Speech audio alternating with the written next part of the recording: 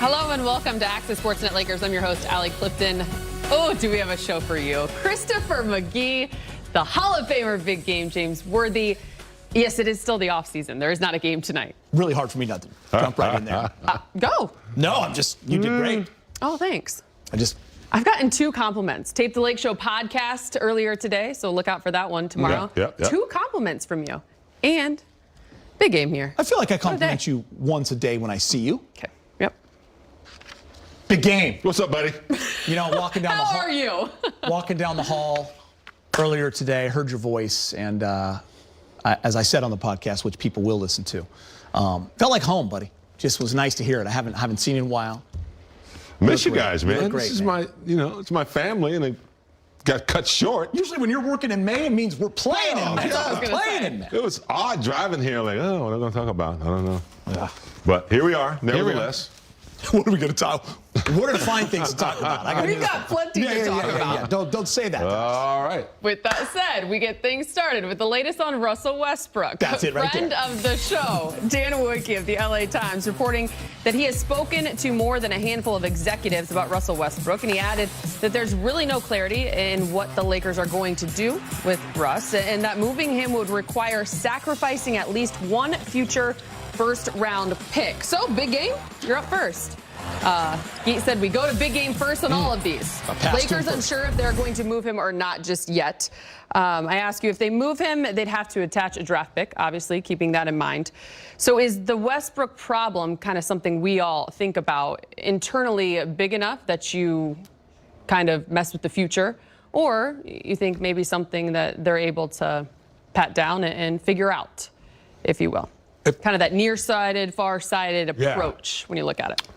Listen, I need Brez here because I think we don't have a pick until 27. 27 and 29 will be the first round picks. So are we willing to give up more that we don't really have in the near future?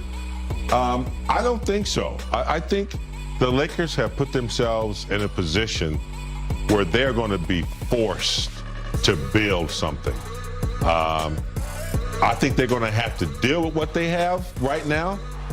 If someone's going to take Westbrook for $47 million for 1 year, and the Lakers give up future draft picks, more of that, I don't think so.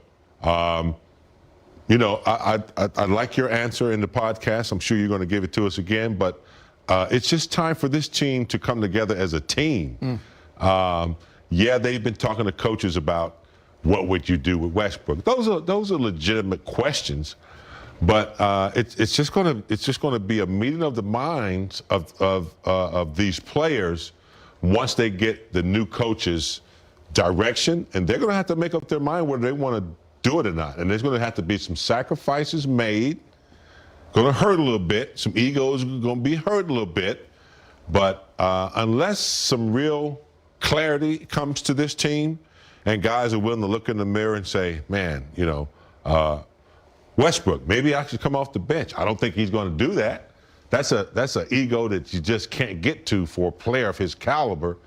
But the whole team's going to have to make some sacrifices from the top to bottom on the defensive end.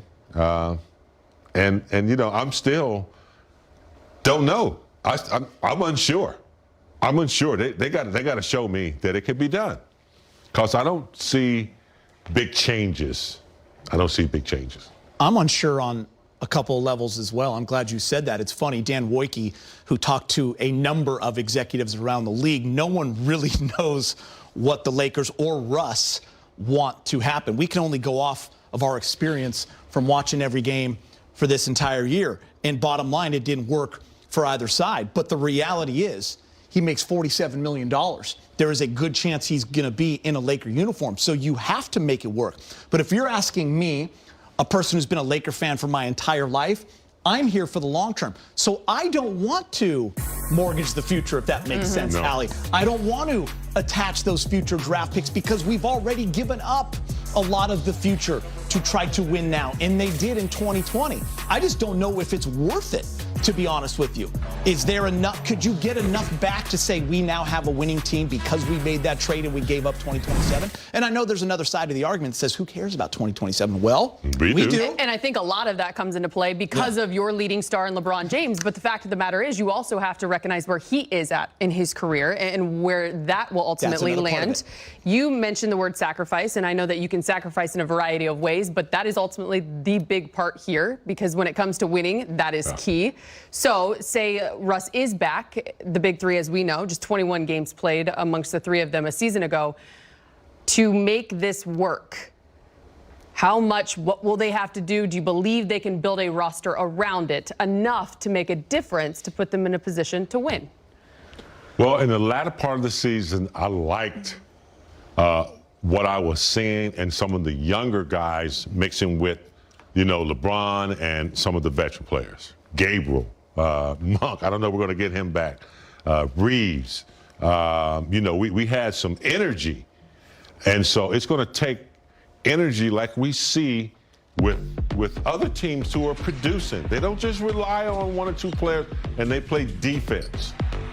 It's going to be up to Westbrook, because you can't ask a coach to adapt to a player. He's got 14 players. And you can't ask players to modify for one player. Westbrook is here. He's been on 4 teams the last 4 years. You have to make that adjustment. So that's going to be up to him. But I do think they can put some players around him. We're still not shooting the 3 ball. It's going to take some sacrifices to move that ball. LeBron can't ISO as much, in the latter part of his years. There are times when absolutely he can, but for the most part, they got to be unpredictable. And because no one's afraid of them. No one's, everyone thinks they can beat the Lakers right now. So they're going to have to put some pieces around them that connect with the starters. But the starters are going to have to start doing what some of the reserves do. They're going to have to start playing defense better, not digging themselves in those terrible holes in the first half and having to, dig out of it. So, yeah, it starts from the top. LeBron had a great MVP season, but he's going to have to convey that message to AD. And AD's going to have to, when he's on the floor, he's going to have to be demanding, strong, and dominant every night. So, this is where the Lakers have arrived. And in order to change that, man, it takes really some tightening the screws. And they got the players, but the mindset is what has to go along with that. The thing about going after big game, James, is the man spits facts. Oh, I know. Okay, so I can basically just follow up on what he said. When they were together, bottom line, those 3 were not good enough. Now, we did not see it in a larger frame, right? It was a small sample size. Didn't matter. We didn't see it for that year. But if they are back together, the 3 of them, Allie, the key is, what do they put around them? Big Game makes great sense and a great point when he says the young guys that were coming along at the end of the year, it would have been nice to see how they fit with those guys when they were all together. We really didn't get to see it. But the bottom line is this: when your 3 guys make $47 million, $44 million, and $41 million, that's a lot of pressure on the front office to put vet minimum guys and some young guys that want to take a chance and make less money than they could on the open market to come and be a home run fit with those 3 guys. That's going to be the challenge. Not a lot of flexibility there. And of course, when it comes to surrounding the big 3, if that's what it will end up being, it starts at the top. So from Russell Westbrook to the Lakers head coaching search, here's a look at the candidates that have been linked to the Lakers. Some familiar names: Kenny Atkinson, who is still in the playoffs. He's an assistant with the Warriors. Bucks assistant coach Darvin Ham and Charles Lee. We talked about Darvin Ham on the podcast today. Raptors assistant Adrian Griffin. Former Blazers head coach Terry Stotts. Of course, Mark Jackson in the broadcast booth currently. His name has been brought up a lot. So when it comes to the coaching search, Big Game Sam Amick reporting that the Lakers are gauging candidates on how they would handle Russ. That is a part of the conversation. When you hear that report, which side do you think these candidates kind of weigh on? The side of being willing to kind of take on that challenge, or you know, you think about it, the Laker brand and who they are and what they're all about, and you look at the roster, you got LeBron James, you got Anthony Davis on it as well. That's enough to say, I want this opportunity. For the coach, yeah, I mean, it's a lot to work with. I mean, you have some really nice tools to work with, especially if you can put together a supporting cast that works. And all the candidates there didn't see my guy out there, Sam Cassell, who I think deserves a chance. I just know Sam, he's a hell of a communicator, man. But whoever gets the job, I like Ham too. He was one of my choices. You see assistant coaches from like successful organizations, Milwaukee, you know, San Antonio gets a lot of assistant coaches moving into head coaching jobs. So that's the trend. The teams that are doing well and the coaches who have come out of good programs of like Popovich or coming out of Miami or one of those type of teams. But it's going to take, you know, straight, honest communication. If you've watched the last season and watched the demise of the Lakers, if you're that head coach, you got to be thinking, I'm coming in, I'm saying exactly what everyone's talking about that maybe they didn't hear, didn't want to hear. And that's the honesty that it's going to take. Defining roles, and players are going to have to take responsibility. You can't adapt to players. You can't, I mean, you can. I mean, obviously, you have players, you want to run a certain offense. You have to know personalities and things like that. But a coach's philosophy is oneness. And so I wouldn't even consider the idea of how am I going to use Russ. Russ has been in the league for all this time. He's got to play, you know, just like everybody else, defense. I'm going to demand certain things. That's what it is. The national media and other fan bases will say, and you will hear them, just turn on the radio, turn on the TV, who would want this job? It's only a year or two. What happens when LeBron retires? They're going to fire you and bring in a new coach. But we know here in Los Angeles, yes, the brand does speak for itself. You do have LeBron James and Anthony Davis and possibly Russell Westbrook. There are many coaches out there that have the ego enough to say, you know what, I can come in and do this, and it is the Lakers. I'll take the job. Of course there are people willing to do that. If I'm that coach and I come in and they're interviewing me and they tell me, how are you going to use Russ? How are you going to do this? I will show them, but I'm coming back at them and I'm saying, well, what's Russ willing to do? Is Russ willing to do the things that I'm going to ask? Is he willing to make winning plays defensively? Is he willing to play off ball? Because the reality is LeBron is going to have it too. It's not going to be in your hands the whole time. So I want to know, are they willing to put the pieces around the system I want to win? I think that's a big question. But to answer your original, yes, there are people that are going to take that job. Absolutely, and want it big time. No matter what all the outside noise says. I agree with you on that. Big Game, you mentioned his name. You mentioned a few names on the podcast, but one specifically you've also mentioned at the top of this show, Sam Cassell. Why would you like to see? What is it about him that you know, that you believe he could be in that chair? Sam is a man's man. When you see him on the street, it just has a way of communicating with you. He has a big smile. He speaks the truth all the time.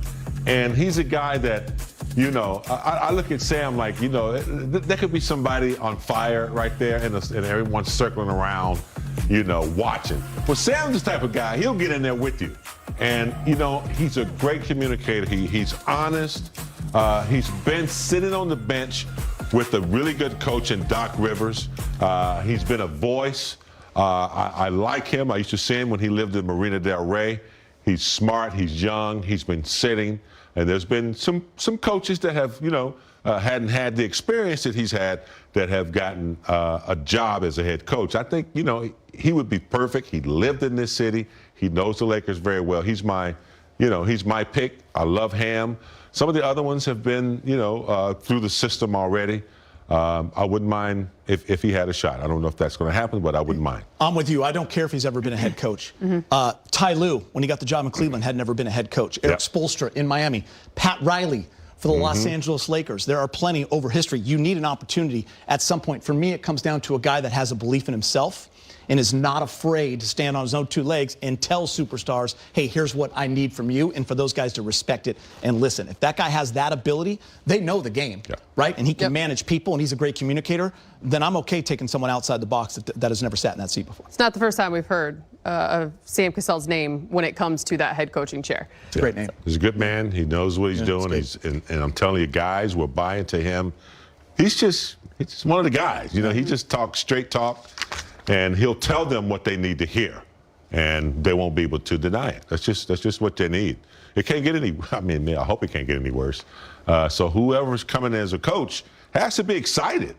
Looking at last season, he's got to be like, boy, it can't get any worse than that. Can only go up. Injuries, all the things that they went through, that's got to be kind of behind them, and it's got to be something you look forward to coaching. I'm just going to say this. I know we all want to be in the playoffs right now, but since we can't be, we love to enjoy our off seasons. But if we continue to show up, if you two continue to show up like this in off-season shows, we're going to be working 5 nights a week. Well done. Let's go, Allie. Coming up, LeBron James recently took to Twitter to answer some fan questions. We'll tell you why. He was showing love to Luka Doncic and his running mate Anthony Davis.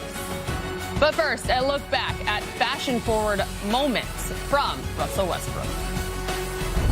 Oh, that's nice right there. Yeah, I want my sweater to show. My sweater, my son gave me this for my birthday. He drew this for me, and he got it made for me as a little cashmere sweater. He must got a lot of money. I don't know where he got it from, but this is me, this is him, this is the sunshine cloud. So he's an artistic young kid, so I want to make sure he see it and know I got it on. So he said he wanted to give it to me, but he gave it to me on the sweater. So I was super excited about it. Probably one of the best gifts I got in the